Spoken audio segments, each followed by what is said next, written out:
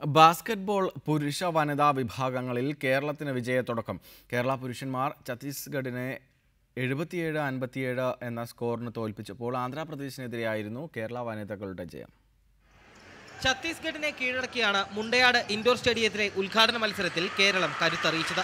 തുടക്കം മുതൽ എതിർ ടീമിനെതിരെ വ്യക്തമായ ആധിപത്യം നിലനിർത്തിക്കൊണ്ട് തന്നെയാണ് കേരള പുരുഷ താരങ്ങൾ കളം നിറഞ്ഞു കളിച്ചത്.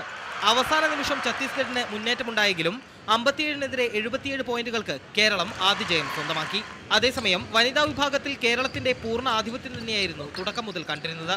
ദുർബലരായ ആന്ധ്രയെ 0-ൽ നിർത്തി 15 പോയിന്റ് വരെ കേരളം കുതിച്ചു. ഇപ്പോൾ നമ്മൾ ശരിയായിട്ട് കളിക്കുന്നുണ്ട്. പിന്നെ ഇത് എതിരാളികളൊന്നും അല്ലാത്തതുകൊണ്ടാണ് നമുക്ക് അത് അങ്ങനെ പറയാനൊക്കാത്തത്. എന്നാലും നമ്മൾ ശരിയായിട്ട് കളിക്കുന്ന ഒരു ടീമാണ്.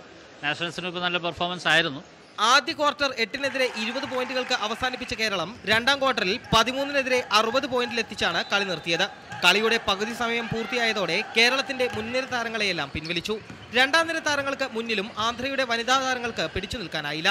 മൂന്നാം ക്വാർട്ടർ 19-നെതിരെ 77 അവസാനിപ്പിച്ച കേരളം അവസാന ക്വാർട്ടർ ലോങ് ഷൂട്ട് പരിശീലനത്തിനായി മാറ്റിവെച്ചു. അവസാന നിമിഷം ആന്ധ്ര പോയിന്റുകൾ നേടിയെങ്കിലും കേരളത്തിന്റെ അടുത്തുപോലും എത്താനായില്ല. നാലാം ക്വാർട്ടറിൽ കളി അവസാനിക്കുമ്പോൾ സ്കോർ ബോർഡിൽ കേരളം 88-ലും ആന്ധ്ര 39-ലുമായിരുന്നു. വനിതാ വിഭാഗത്തിന്റെ ആധികാരിക ജയത്തിന്റെ പിൻബലത്തോടെയാണ് പൂളിലെ രണ്ടാം മത്സരത്തിൽ കേരളം തമിഴ്നാടിനെ നേരിടുക.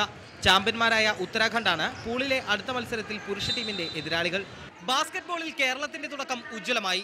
ഇത് തുടർന്നാൽ മെഡൽ പട്ടികയിൽ ഇടം പിടിക്കാനാകുമെന്ന് തന്നെയാണ് കേരള ടീമിന്റെ പ്രതീക്ഷ. ബാസ്കറ്റ്ബോൾ സ്റ്റേഡിയത്തിൽ നിന്നും ക്യാമറാമാൻ ലിമേഷ് ചെറുവാഴ്ചയ്ക്കൊപ്പം യദു നാരായണൻ, റിപ്പോർട്ടർ.